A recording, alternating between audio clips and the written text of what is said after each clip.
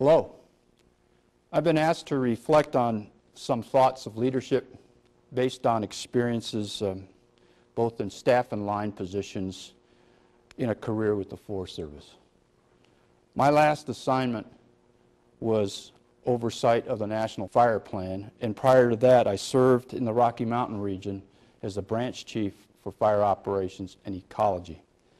It's in that context where I was engaged and involved in a variety of different fire trainings, and this is a collection of some of those thoughts. So welcome. I've been asked to share with you the idea of fire leadership. What is it? What makes it special? What are your responsibilities? What are the kinds of things we're looking at in times of change? So let me walk through a couple of slides and see if I can stimulate some thinking on your part about what role you play in sharing this. One of my favorite pieces of leadership is a book I read on leadership based on Colin Powell. And what he said was, leadership is the art of accomplishing more than the science of management says is possible. Pretty interesting kind of challenge for all of us. I look at leadership as the ability to share vision, to think about innovation, to look at motivating people, to look at influence, to look at counseling folks, to sharing concern about folks in the workforce. To me, that's about relationships. On the other side of the coin is management. Management is more about things like performance and conduct, direction, priorities, decisions, budgets, accomplishments. To me, that's about authority and delegations. And the components of leadership, in my opinion, are being able to sort of set the direction, making decisions about where we go, looking at strategies, goals, sort of providing that overarching piece about mission, talking about synthesizing composite kinds of information. Leadership's about setting the pace, implementing the tactics, putting a focus on the mission, looking at capabilities that you have relative to the mission requirements, dealing with relevant, focused kinds of information. In my opinion, both are necessary ingredients for success. Both are needed to function at all levels of the organization, whether you're a first-line supervisor, a line officer at an agency administrator, an executive, whatever the case may be. And in my view, these are pretty generic to the running of an organization. And these skills need to be learned and concurrently also need to be taught. But under exposure and stress, both are essential for safety and survival. So let's put it in the context of fire. Let's at least review for you sort of what I think are the evolution of fire management policy. First and foremost, we looked at early on the protection because we viewed fire as a destructive agent. We then later turned to fire control because we looked at it as a damaging agent. Our focus at that time was resources and what the impacts were.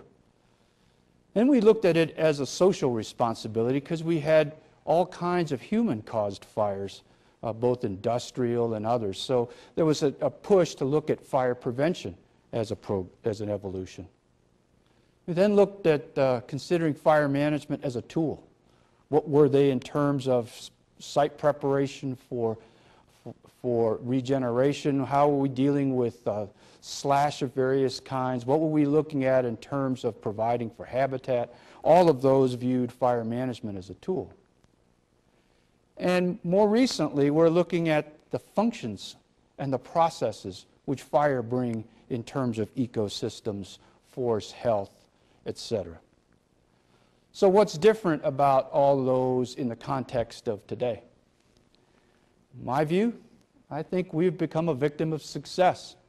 Much of what we've touted is that we've been able to achieve 98% of initial attack, the basis of which we formulate policy, budgets, and a variety of other things. My opinion, I think we're also the victim of failure.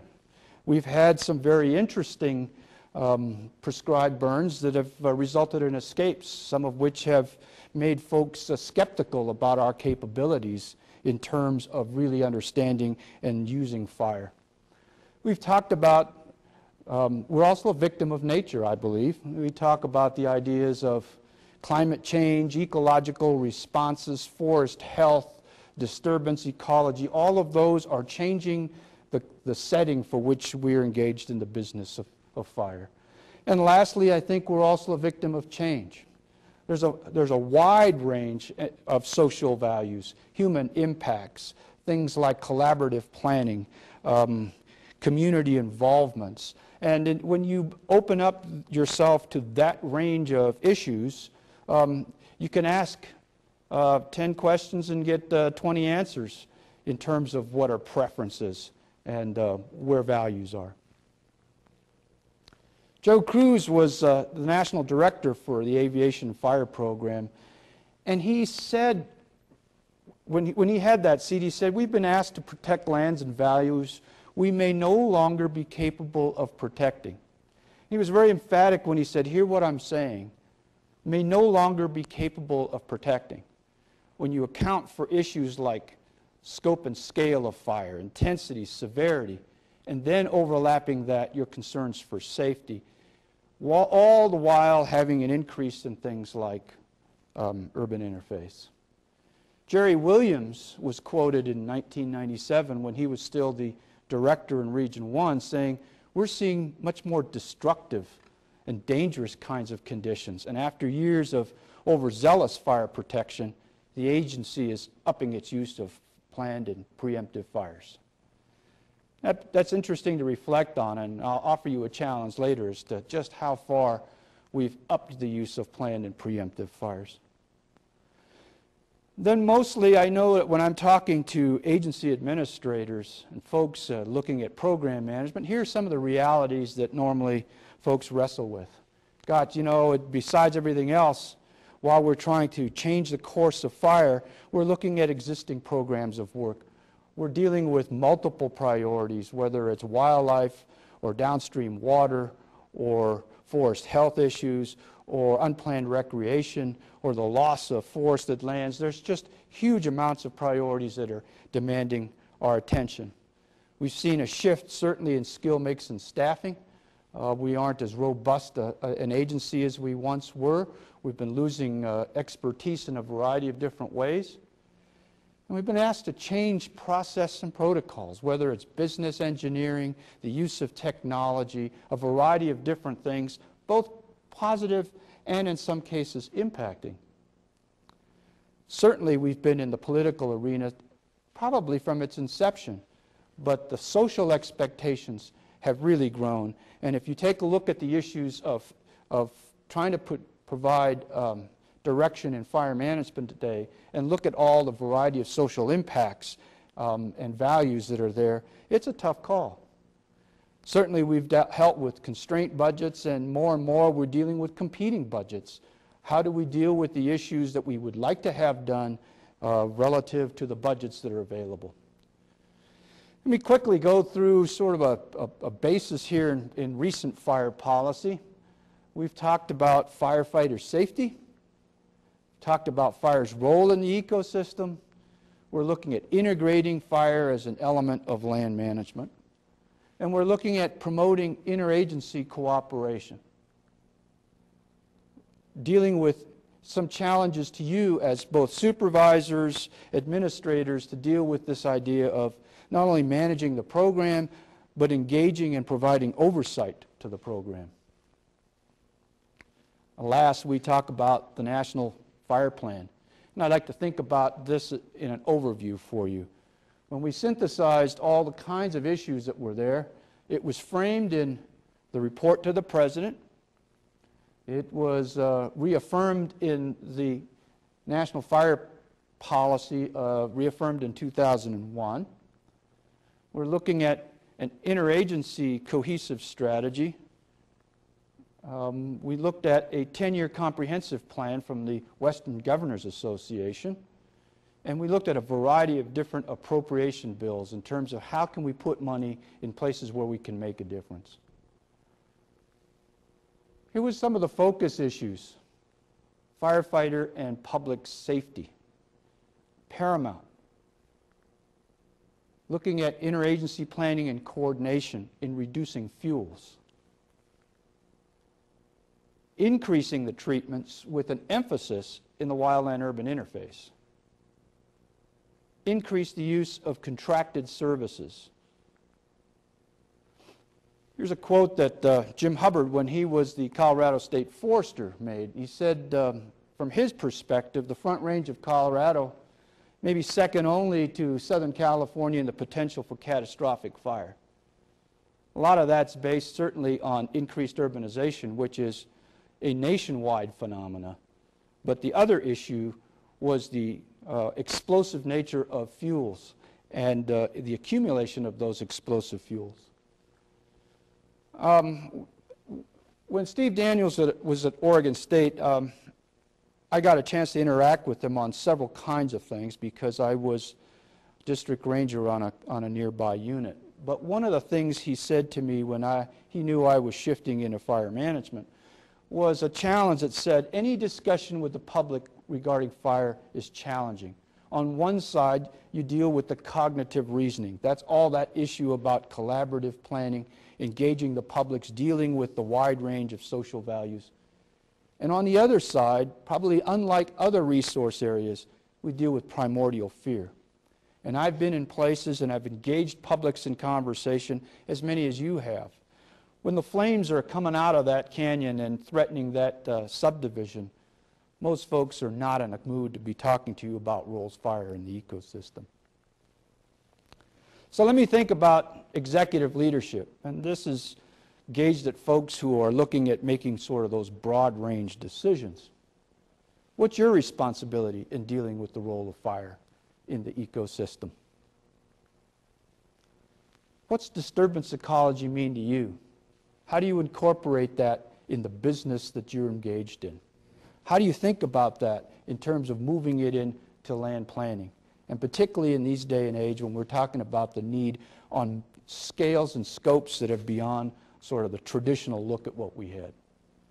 How do you influence interagency planning and program execution? This is more than just talking to your neighbor.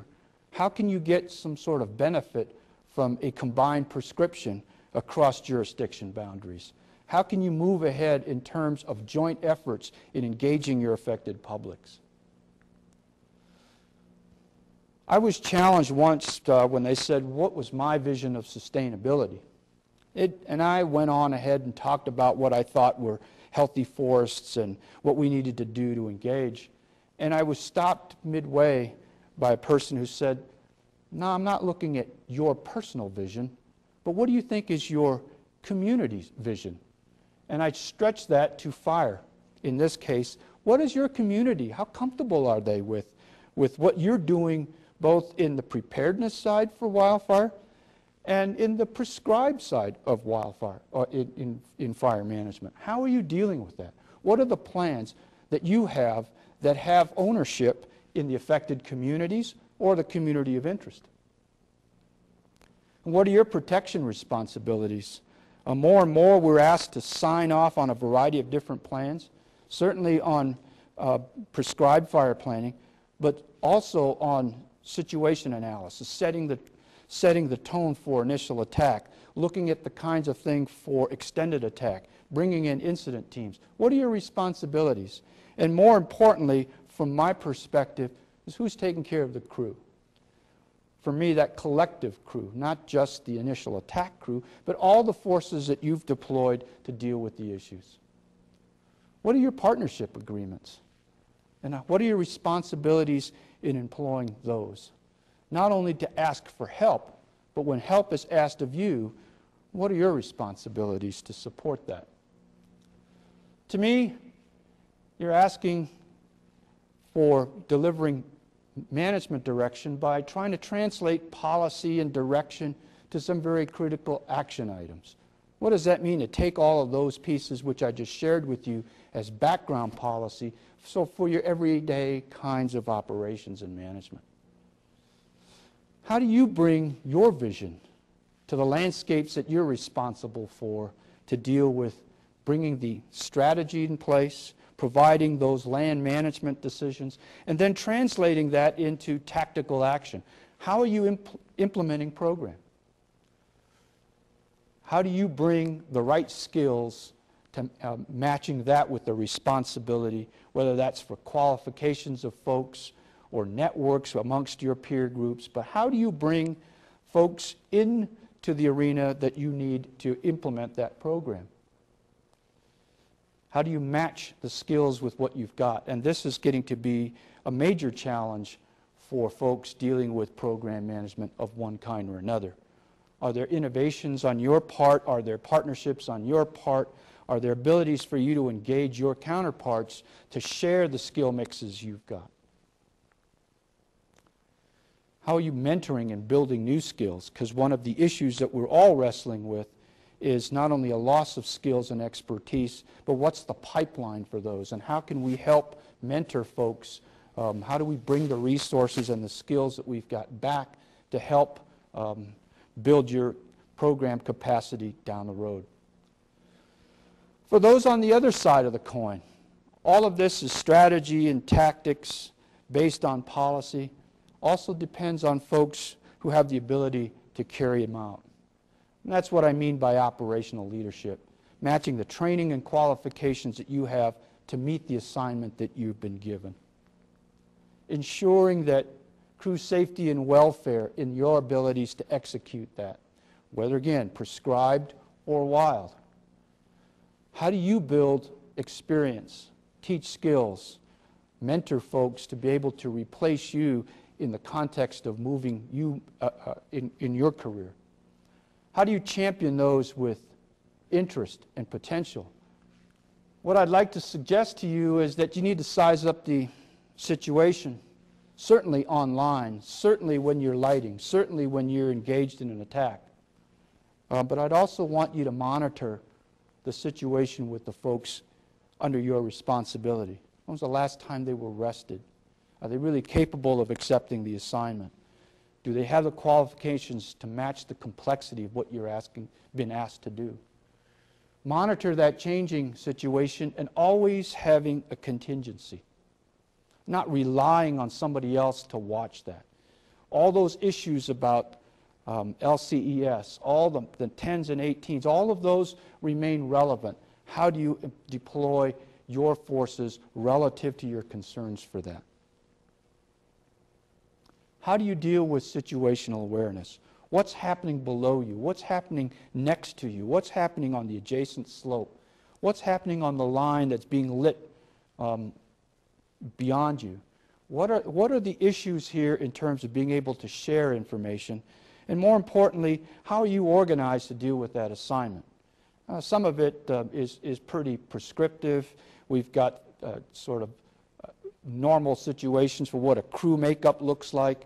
We have situations with ignition specialists and what resources you have. But really, do you have the right span of control? Do you have the kinds of ability to reach out and connect with folks? And this is more than just being able to make sure that you have radio communication. My view, fire, both wild and prescribed, remain a high-stake, high-profile program. There are a few of us who really enjoy this line of work. There are many people beyond us that have a lot of skepticism about what we're capable of doing. And in some cases, obviously, a romantic notion that we're there to protect them in all circumstances. And as you well know, sometimes that's not possible. But let me approach that from a standpoint of accountability. What are your decisions? What are your responsibilities? How do you deal with the kinds of things that are happening on scene? How visible are you in dealing with this issue, both with the crew, the affected communities, the folks that you've been asked to work for, if you're on detail to a burn situation? How do you deal with all of these issues, again, with the backdrop that it's a high-stake, high-profile program? There's lots to be said for creativity, how to be able to pull off the assignment and match all of the pieces that you have. Lots of times you got to think on the fly. You got to be able to adjust the plan that you were given. How can you anticipate the changes that are coming? Political astuteness. Many of us in the business are there because we care for the mission. Many of us are also asked to sometimes do things that are politically correct, but may not be tactically correct. How do you handle those situations? In my view, all of these remain key leadership responsibilities. So if you have to think about that, what kind of skills are you needing to be able to carry out those kinds of discussion items that we had? My view, leadership is subject to a whole lot of watch-outs. The 10 and 18 guided me a long ways. We all seem to know the first standard firefighting order. What's the second? Being able to base your actions on predicted conditions. That's certainly true in a management context.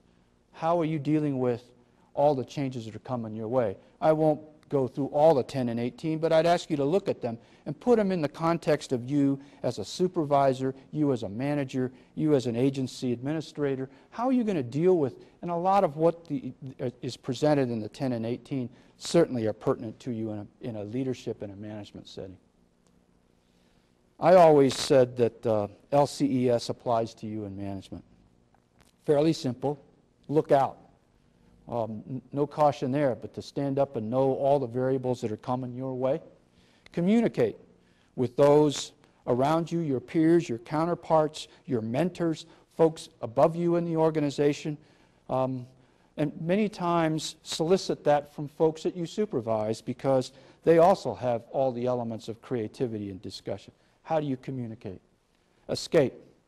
We get wrapped up in the work that we do. What is the escape from some of that so that you can rejuvenate?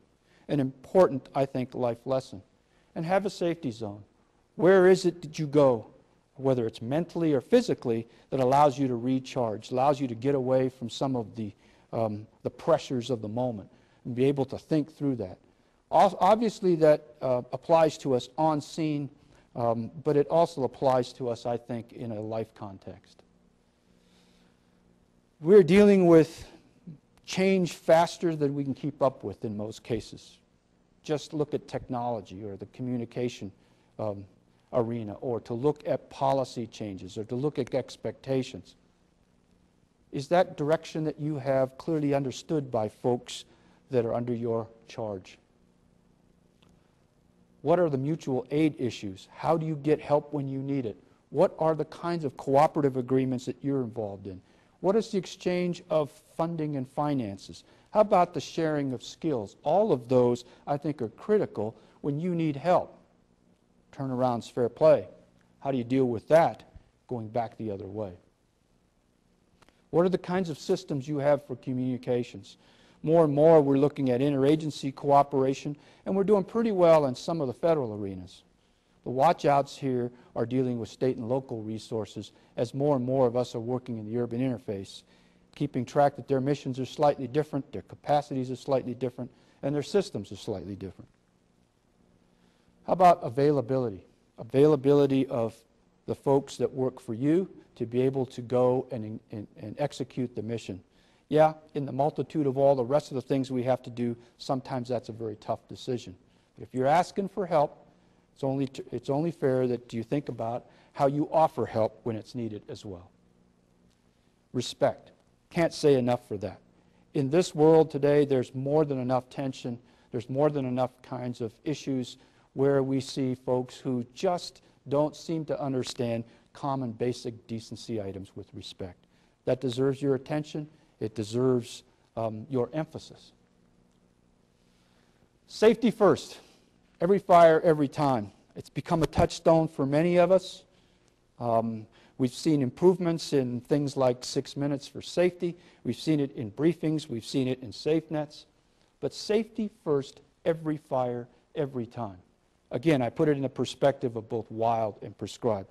What does that mean to you? What are your expectations? More importantly, how do you transmit those expectations to folks that are working with you or for you? How do you shape the strategy and tactics of the day given those expectations? What are your authorities? What are your responsibilities? How do you deal with those issues that seem mundane, but you better address them before they become tragic? What are the consequences of your decisions? And more importantly, for sometimes we're dealing in complexities that are beyond our comfort level. What are the consequences of your indecisions? And that's also critical because still, you are the bottom line manager, you're the bottom line administrator, you're the bottom line supervisor. What are those decisions and your responsibilities? I'd like to share with you sort of a primer on fire behavior. A couple of examples here. Certainly, we talk about the fire triangle, we talk about slope, we talk about fuel loading, we talk about fire spread. And I just thought I'd take a couple of pieces here and share with you a common denominator. I also want to share with you that in 1949, 1994, and 2001, these scenes were, as a result of fire behavior, unexpected, the scenes of some significant tragedies. I'll defer to you to figure out where some of those are. But certainly, if you take a look at fire history, at least for me, these represent some of those that were milestones for us, all having their own history, all having an impact on the way we do business, all having some sort of tragic consequence for which we've tried to do better. So what's the next chapter look like? Definitions of fire seasons are changing. Used to be in local areas, we knew generally when fire activity started and generally when it slowed down. These days, whether it's climate change or impacts in various sorts, we're seeing earlier starts and later stops of some of the traditional kinds of things we see in fire season. We see a difference in terms of mission.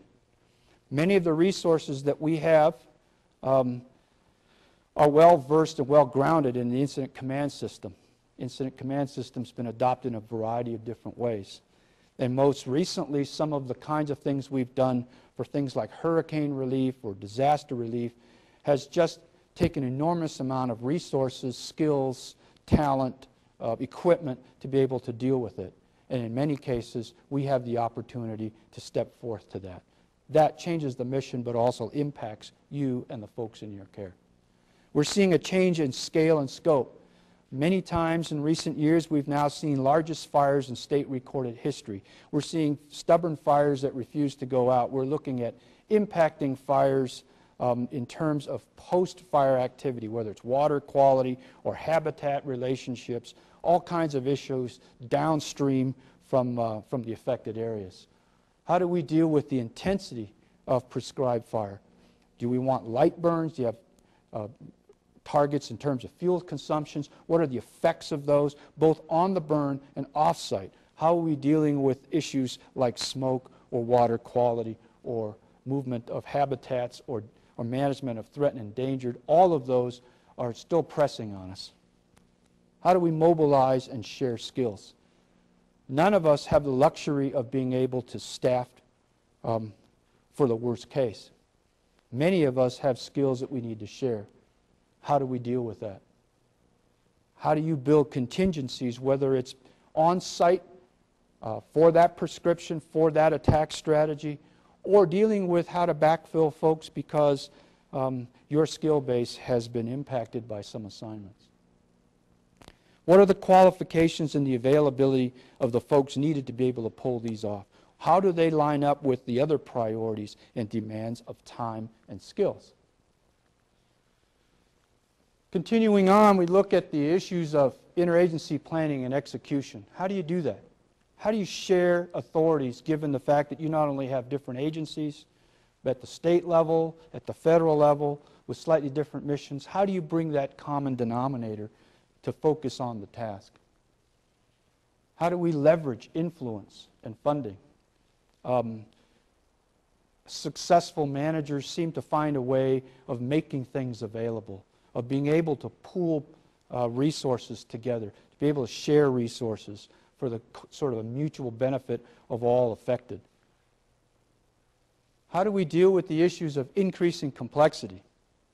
God knows that if you're talking about prescribed fire in and amongst the interface, there's lots of serious discussions to be had to deal with those kinds of questions. How do we deal with an increasing severity of wildfire, or the more intense impacts of wildfire on domestic water? Certainly I've seen that personally, where in one instance we've had $3.2 million expended on the suppression effort, only to see a local water board spend over $20 million trying to deal with the impacts of that kind of fire.